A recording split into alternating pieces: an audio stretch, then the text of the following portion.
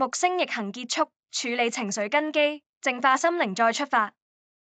木星從去年11月開始在巨蟹座逆行，足足逆行了近4個月的時間，終於在明天回復順行，結束這段水逆加木逆的混沌時期，讓心靈的力量像潮水一樣重新向外流動。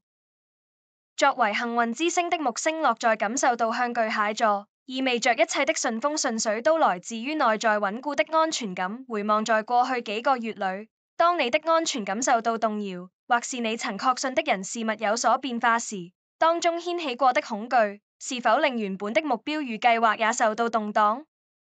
是否令你像失足般頓覺不知所措？木星逆行在巨蟹座期間，我們可能經歷過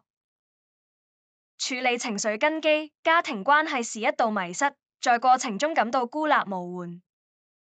回望童年的脆弱與情緒模式，需要重新學習愛與被愛。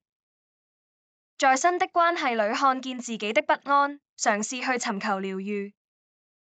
重新定義什麼是真正的安全感與情感歸屬，讓內在有足夠的力量去支撐個人信念。在巨蟹座的木逆給予我們淨化心靈的機會，推動我們在往外界尋求任何目標時，先照顧好自己的根。隨着木星回復順行，若然在過去幾個月裡，那些不安、那些脆弱都經歷過重新整理的過程，那麼卡住的問題，一直想開啟的新方向、新的生活模式，都會慢慢地看見出口。